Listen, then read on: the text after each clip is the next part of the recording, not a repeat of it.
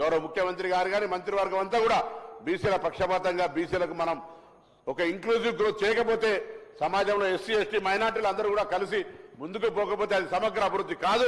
మనం పెట్టుకున్న vision 2047 reach కామనేటువంటి ఆలోచనతో ఉన్నాం అధ్యక్ష. అందుకే నేను మీ ద్వారా ఇలా కోరుతా ఉన్నా, ఈ ప్రభుత్వం బలహీన వర్గాలకు సంబంధించి చెప్పినటువంటి విధంగా బేసిక్ గా ఇన్ఫ్రాస్ట్రక్చర్ కావచ్చు, ప్రైమరీ ఎడ్యుకేషన్ కావచ్చు, స్కూల్ ఎడ్యుకేషన్ కావచ్చు, మొత్తంగా తీసుకొని ముందుకు పోతా ఉన్నాం. అందుకే ఈరోజు ఎక్కడ కూడా జాప్యం అనేది లేకుండా అన్ని రకాలుగా ఎడ్యుకేషన్ కు సంబంధించిన దాంతో పాటుగా స్కిల్ డెవలప్మెంట్ కు సంబంధించి, స్వయం ఉపాధి పథకాలకు సంబంధించి, వాళ్లకు సంబంధించినటువంటి ఆత్మగౌరవ భవనాలకు సంబంధించి, వాళ్లకు అవసరమైనటువంటి మౌలిక సదుపాయాలకు సంబంధించి ఎక్కడ కూడా ఇబ్బంది లేకుండా ఉండేటువంటి విధంగా మరి తీసుకొని పోతాను అధ్యక్ష. అందులో భాగంగానే గతంలో విదేశీ విద్యకు 300 సీట్లుండే, ఇలా మేము 700కు పెంచినామని గర్వంగా చెప్పుకోగలుగుతున్నాం. ఇంకా అవసరం ఉంది. ఈ రోజు మా ప్రభుత్వం అన్నిటికంటే ముఖ్యంగా ఒక సమగ్రంగా సర్వే నిర్వహించి 42% సంబంధించి ముందుకు పోయే ప్రయత్నం చేస్తున్నాం అధ్యక్ష. అసలు 42% కోర్టులో ఉన్నమాట తెలుసు, కానీ 50% కోటాకు ఈడబ్ల్యూఎస్ ఆటంకం కానప్పుడు బీసీల రిజర్వేషన్లు అందులో ఉన్న ఎంపైరికల్ డాటా ఉన్నట్టయితే, అనేక కోర్టు తీర్పుల్లో కూడా ఉంది, ఎంపైరికల్ డాటా ఉన్నట్టయితే తప్పకుండా వాళ్ళ రాష్ట్ర సమాచారం మేరకు ముందుకు పోవచ్చు అనేటువంటి ఆధారంగా ఇవాళ మేము ఈ యొక్క కార్యక్రమం తీసుకున్నాం అధ్యక్ష.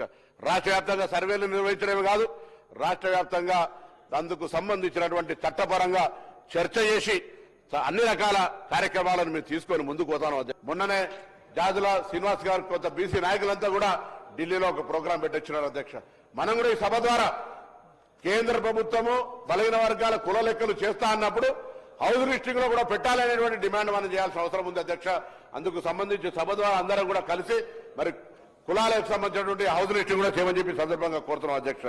అదేవిధంగా ఈరోజు బీసీల విషయంలో రాజకీయ పార్టీలు ఎట్లున్నాయంటే అధికారం ఉన్నప్పుడు అటక మీద కూర్చొని అధికారం పోయినాక అంగట్లు అరిచినట్టున్నది అధ్యక్ష.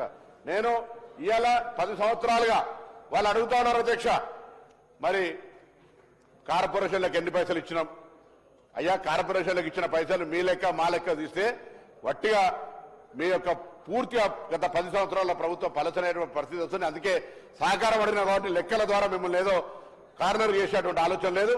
భవిష్యత్తుకు మా ప్రభుత్వం తీసుకుంటున్నటువంటి వాటికి ఏ విధంగా ముందుకు పోవడానికి ఏదైనా సలహా సూచనలు చెప్తే ఒక బ్యాక్వర్డ్ క్లాస్ మంత్రిగా విద్యార్థి ఉద్యోగాలకు వచ్చినటువంటి వ్యక్తిగా తప్పకుండా అందుకు సంబంధించి సానుకూలంగా ప్రభుత్వంలో